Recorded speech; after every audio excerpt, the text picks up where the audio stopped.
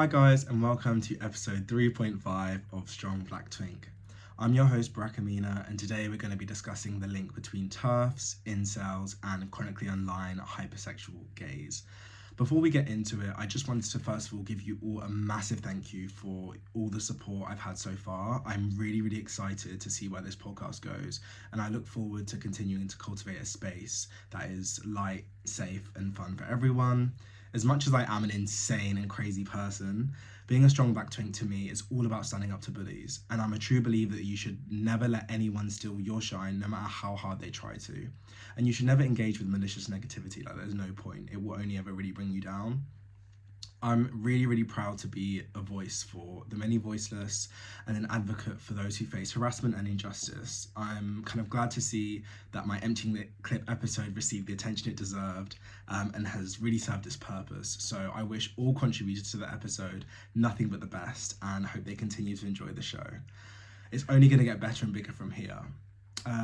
Whilst gone, episode 3 last week will not be forgotten, and in its memory I'll be emptying the clip weekly with hot pressing topics and giving you guys a chance to empty the clip as a guest, either in the comments or coming and joining me on Strong Black Twink.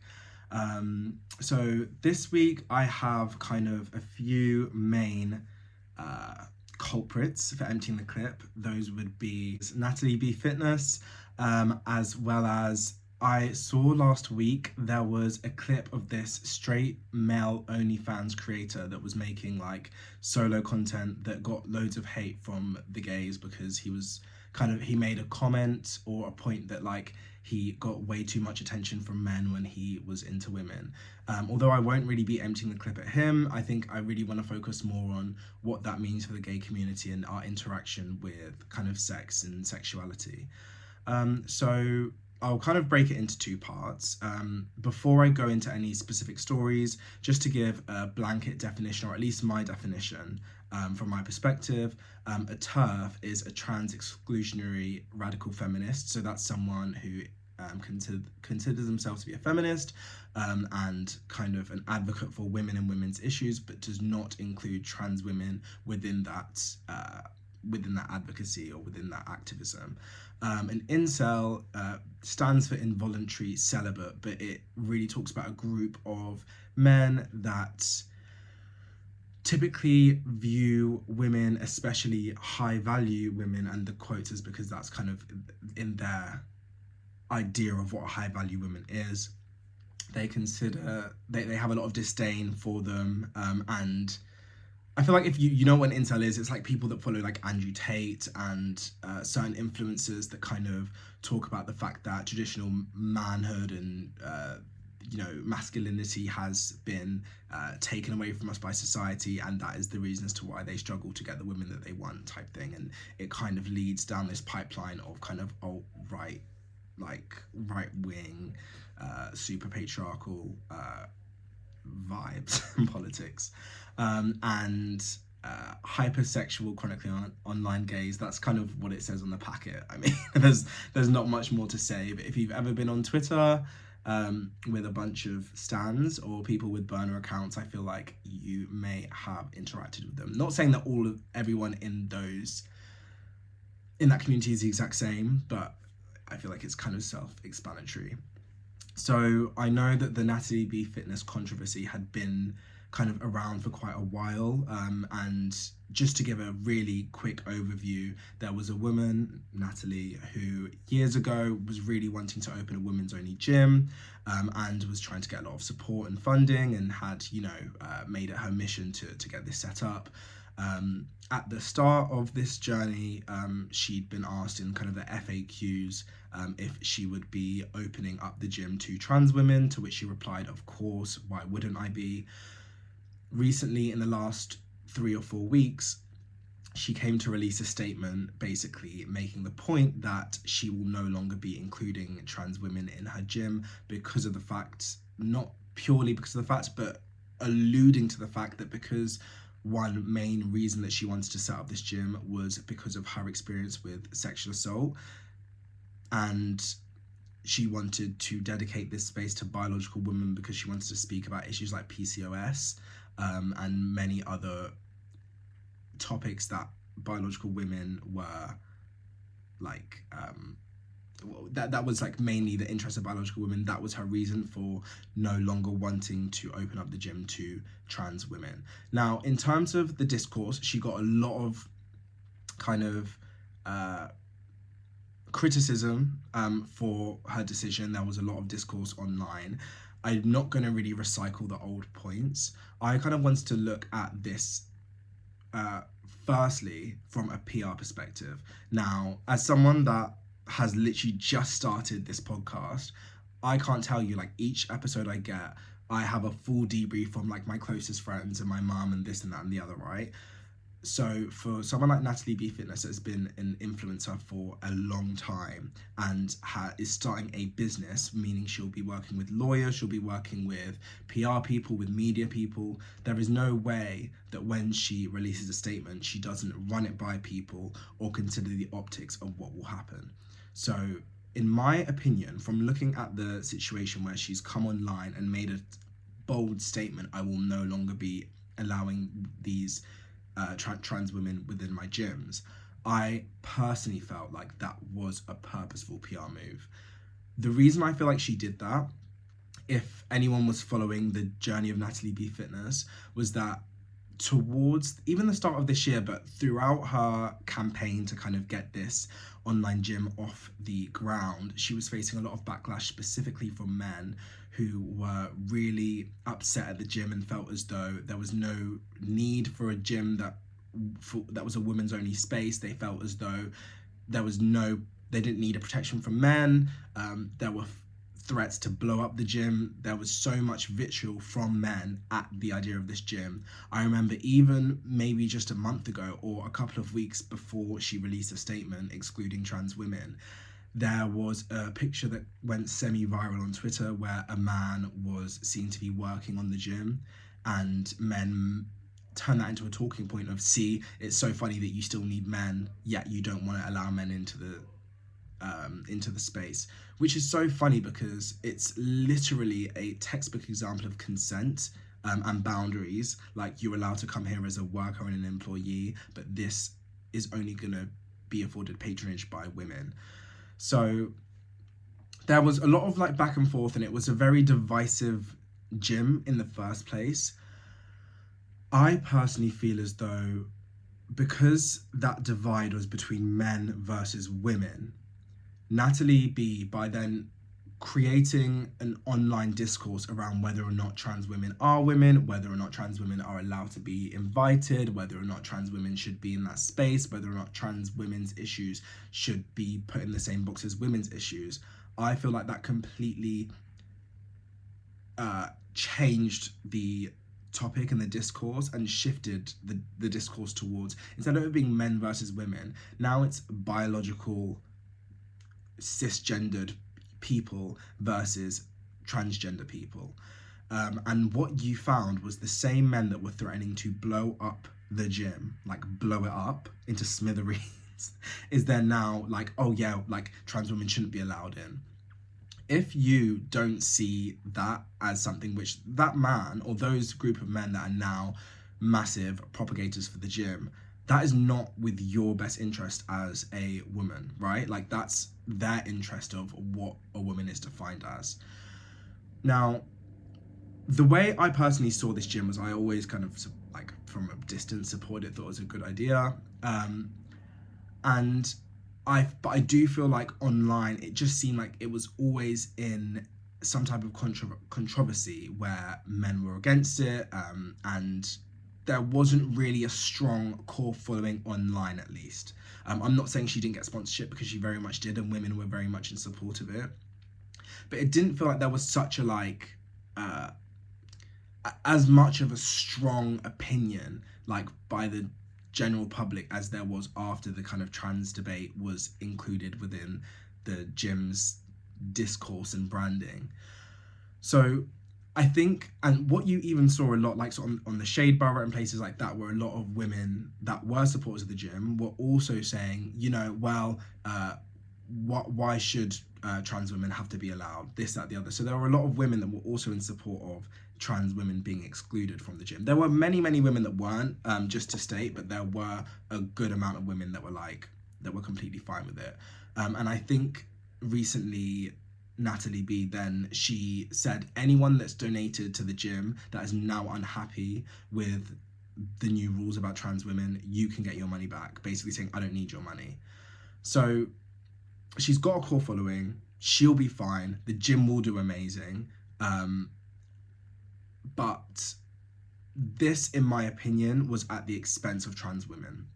Now, the issue I think I have a lot of times with these conversations is that instead of actually discussing what the important topics are, they're often derailed with kind of, oh, trans women, are they not women? And we're arguing about things that we know the answer to, like, as in, from my perspective as a queer person, I know the answer to that question. And to kind of actually get any progress, engaging and entertaining those type of debates is never useful.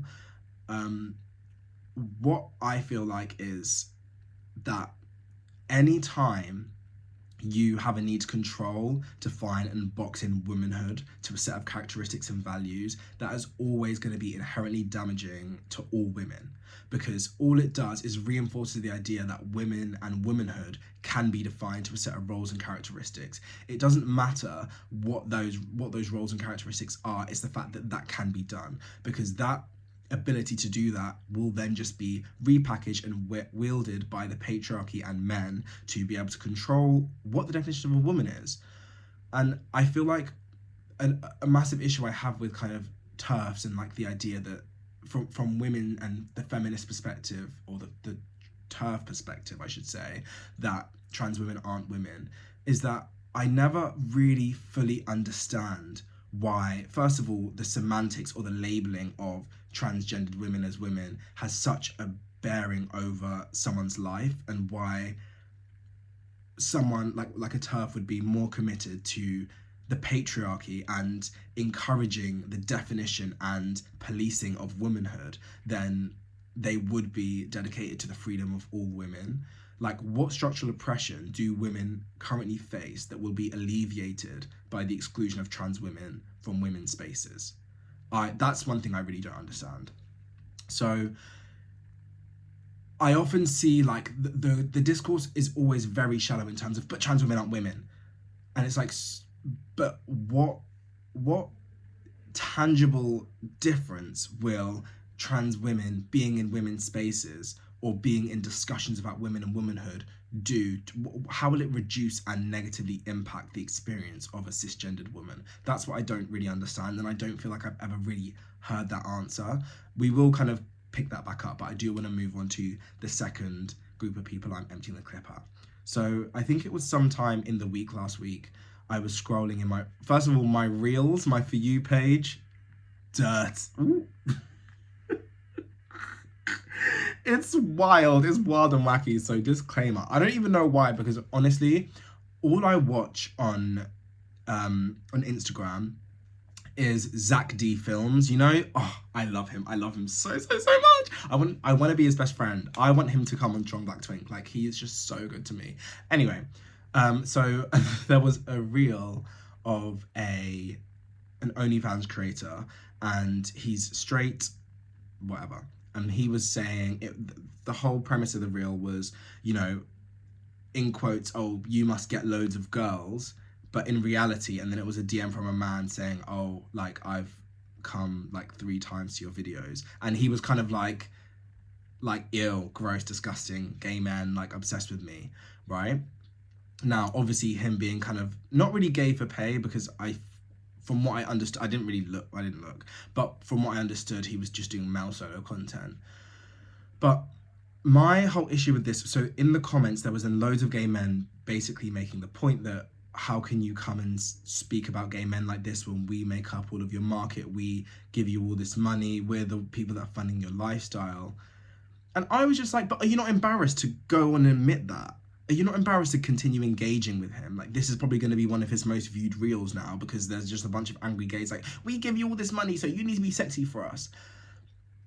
And I feel like this kind of made me feel like people don't really advocate for themselves in the way that they should, like especially us as gays. Like we kind of refuse to properly engage with the wider structural issues beyond like the personal interests that we have, and consider like how we actually participate and add to our own oppression in this context. Like even just thinking of like Luigi Mangione and like how the conversation is about a boy that is being accused of a crime which there's very tenuous or like lackluster evidence about, but also the crime itself is about avenging capitalism, but all that really can be mustered up instead is how hot he is. And it's like, why are we not engaging with discourse that, not as gay men but as people living in a capitalist society, we will benefit from?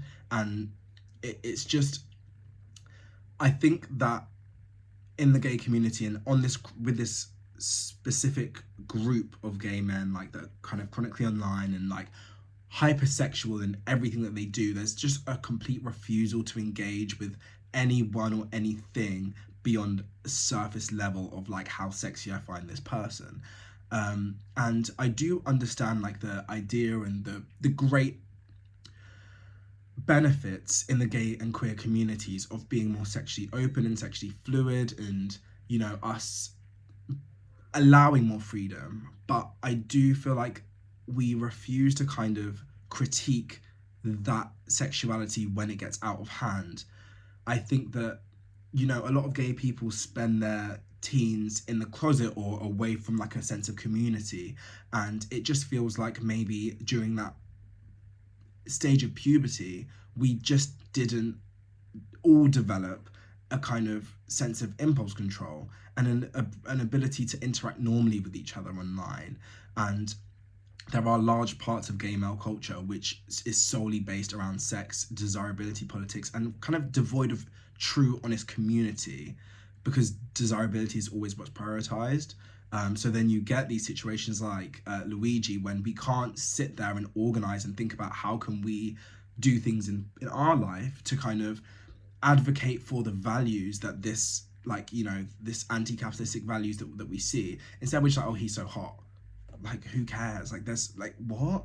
But I do think it's really important to be able to like properly discuss and examine like these feelings within our own communities, even when conversations feel uncomfortable and like we're victim blaming, because obviously like in this, like in the gay for pay example, right, the issue isn't that gay people are bad for wanting to consume pornography. The issue is that like the want to be sexually stimulated cannot come above your own moral compass. Like you can't allow that to be compromised just because someone is hot. I think the truth in many social issues are very nuanced and multi-layered, and it's important to like properly delve into them and not allow ourselves to stop like at the top level, if you know what I mean. And when I was thinking about these two issues, I don't think that they're exactly the same necessarily, but I do think like with, you know, women wanting to exclude trans women kind of feeding into patriarchy, and then, you know, gay people allowing like hypersexuality to kind of take away their sense of morality and community and values. I think it's really frequent that those on the lower rungs of a power structure try to kind of adopt the power structure and re-engineer the said structure to benefit them instead of dismantling it, which is impossible. Gay people can't fuck and masturbate their ways out of homophobia and oppression. Like, you can't ignore the fact that someone is straight and not interested in you just because you're paying him to perform for you on OnlyFans. Community is important. Cis women can't turf their way out of patriarchy. So long as there is a sect of women that are denied their humanity and basic rights because they don't meet a set of criteria of womanhood by society, propagators of patriarchy will just continue to wield their power to dictate the values and qualities you need to be a woman within the eyes of society, and will just maintain a stronghold on the parameters for womanhood, as well as control over women in general. In politics, in the home, in the workplace, in relationships, so on and so forth. I think going back to kind of the TERF issue and what the discourse was around Natalee B Fitness and the women's only gym, I think with a lot of women who fall into those camps, there is a massive fear that the issues trans women face are irrelevant to women or to cisgendered women, and will only dilute discussions about the struggles that cis women face, especially with regard to things like biological, well, not, but biological issues like motherhood and, periods, PCOS, and those type of things. But the truth is, when you hear the stories of other women and how there is a network of women that are all going through different things, it will only enrich your understanding of what it means to be a woman, and how different stories can really bring you together and give a better depth of understanding of the international or global phenomenon of womanhood, and how that is kind of, what's the word I'm thinking of? How people kind of maneuver through that in different areas of society. It will be enriching, empowering, and useful to understand as a cisgendered woman the struggles that you may have never had to think about that trans women will have to face, and maybe applying that to areas within your own life. And similarly, there are issues now when, like, a lot of, for example, trans women that are on hormone replacement therapy talk about, that may also be relevant to cisgendered women, and vice versa. There's so much exchange that can happen that you kind of don't prevent yourself from listening to, from just having this closed-minded like idea, and the belief that trans women would not rally, and not that like trans women are there to purely be allies and advocates for cisgendered women's struggles, but the idea or the assumption that trans women wouldn't be honored to do that and be a part of your community and advocate for your kind of individual and maybe different struggles as a cisgendered woman is, I think, a really narrow-minded and unfair assumption to make. So I think it's worth kind of opening your mind to what can I learn, and what could this community look like, and how could this enrich and enable me to help you to help me, and us to help each other as a community. So I kind of want to conclude those two clips I've emptied with the idea that an incel is a man that is angry that he no longer has control over the role, definition, or autonomy that women have in society. And I feel like that falls directly into what TERF is. Obviously, a really great show that I was watching, and I'm sure loads of people have been watching, is Adolescence. I think that it really well showed and illustrated how the crime is horrific and sad, but the issue stretches beyond. It's throughout society. There are so many lessons to be learned about how every single human being can change their perception of what it means to be in community and to be empathetic and to care about each other. And that is truly what will help us to tackle the issues of like incel culture from the ground up. So I would definitely recommend watching that. So yeah, I think that that's kind of where I want to leave it. Actually, I have one more point to make, which is just a funny anecdote. But on the topic of incels and Andrew Tate, I remember back in like 2022, I was a massive anti-Andrew Tate, debater. And this is back when like I had quite a few friends that were like, that really liked Andrew Tate and his messages. And I swear to God, like, I remember that I'd had two debates with two different people about two different aspects of like why I didn't agree with Andrew Tate. And those debates ended with both of the men that were like the Andrew Tate fans crying like at the end. And I was so confused because I was like, are these not supposed to be the alpha males? Like, are you not supposed to be like the peak of masculinity? Why are you crying because I just said I don't agree with Andrew Tate? And I think that what I realized then, and what we're all understanding now, is that Andrew Tate does not create strong men. He preys on the weak and feeds their insecurity and stokes those fires of feeling not good enough. and empowers those men to punch down on women. And once you realize that as a man, whilst women are fed with empowerment and community and understanding and care and self-care, you're being fed with, you're not good enough, you'll never be this, you'll never get this woman, blah blah blah blah blah. That is only going to make you angry. And when they then point you in the direction of the person that's causing this anger to you is women, instead of the structure which is causing this anger is the patriarchy and toxic masculinity, it's so easy then to unleash all of that anger and sadness and loneliness on women, instead of truly wanting to dismantle the patriarchy. And I think it will really take men to fully sit down and engage with literature and understand society as a whole, to be able to think, okay, the issue isn't that women do or don't want to sleep with me. The issue is that the patriarchy wants me dead as a man. And then I think I've already kind of given my lesson for the gays. I think it's great to watch, well, I think porn can be great. I think that hookup culture can be great. I think that there are so many things about sexuality that is great to explore, but I think it's important to explore it with nuance, and be able to think, okay, well, where does this start to compromise my own individual beliefs? You know, when does this not feel right? When does this start to feel icky? Because all that we will do, I think that it almost turns into this thing where hypersexuality becomes a distraction.